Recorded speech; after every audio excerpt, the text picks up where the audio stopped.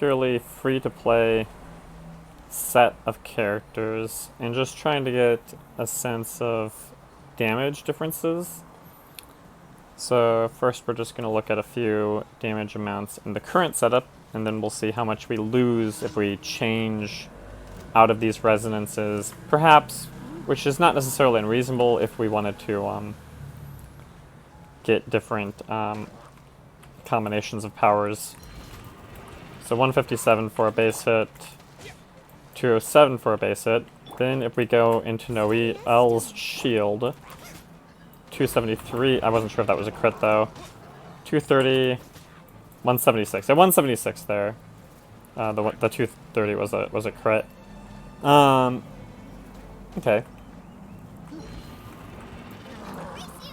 We could look at a little... I don't want to kill these guys, actually. I want to keep them.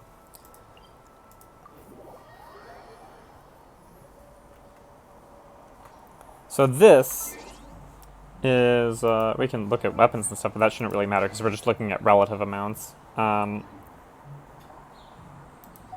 Is with two different resonances. So this is with the Pyro Resonance, which increases attack by 25%, and with the Geo Resonance, which, when someone is wearing a shield, increases their damage dealt by 15%. So if we take out Amber, right, like this is just with Amber in the party. This is not with Amber doing anything in the party, right? If we replace Amber with Kaya, maybe we want Kaya for some sort of elemental reaction. Maybe we're running Barber instead of Noelle. And we can see just how much of a difference in damage that is, just so we can... It's okay, I mean, it is 15%, and you do want to, like, play around with it and get a feel for things.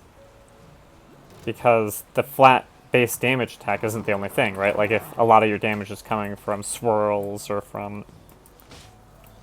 So that was 176 there, and that's 132, but I mean, that's a pretty big difference, you know? This is just without the Pyro bonus, right? So when we go into the shield mode, 195, although I think that was a crit. No? Seems like 200 pretty much every time. And then 148. Okay. We lost the shield there at the end, that's why it was 132. And so now, if we take out the Traveler... Wait, we can't take out the Traveler. Let's take out Noelle. Yeah, we can take Noelle for this test.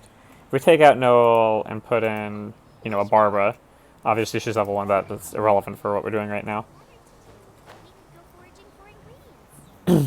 Then there's no way to see the shield buff, right? So it's just going to be the same base damage.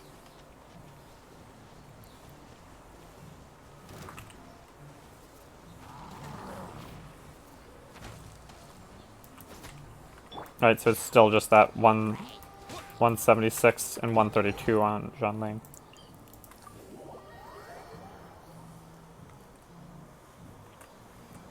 And so now we can just go back and remind ourselves, okay, what is this like with the resonance bonus again? So we put Noelle back in, and we put Amber back in.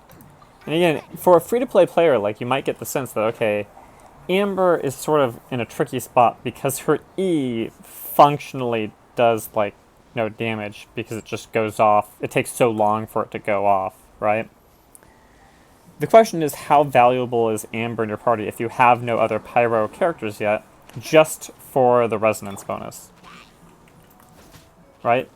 It's, you know, 15 extra or it's more than 15 extra damage on Zhonling. And it's, you know, almost 25 damage on the Traveler, right? So, you know, it's a pretty significant chunk of damage. And now we can finally kill these guys. Especially when we go into the shield mode.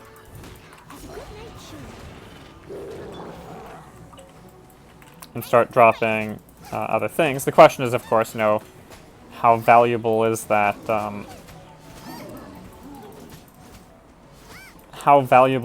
base damage bonus versus other sorts of ways you can increase damage through not through resonances, but through elemental reactions and combo powers.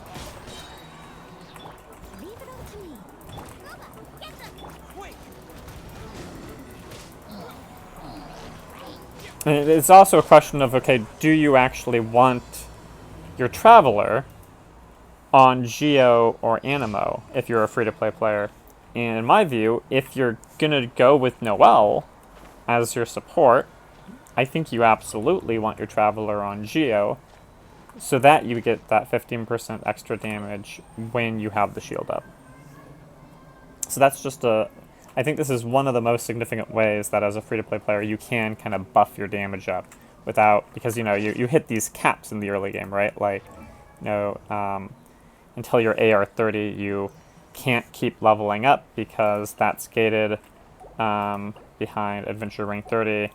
You can't keep pumping up your weapon because that's gated behind AR 30.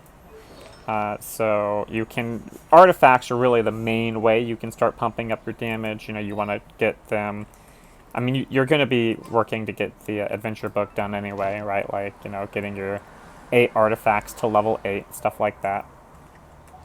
So you do want to work on that. But to get that extra damage and just make your quality of life a little bit higher, I do think that double resonance bonus, which you can achieve with purely free-to-play characters without rolling wishes at all.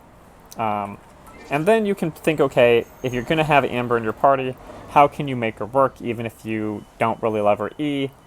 Well, you can still get some amount of energy recharge on your artifacts. I'm going in Exile's Pocket Watch. So she does have, plus 30% energy recharge, which at this level is fine. And then you get the 4-piece set burst, which gives energy to everyone else in the party. So basically, you can switch to Amber, drop her Q, do other stuff, and focus on your other damage dealers if you're not too interested in doing using Amber as your primary damage dealer. But she is useful for the elemental resonance damage bonus. So hope this demonstration helped a little bit, and I'll see you later.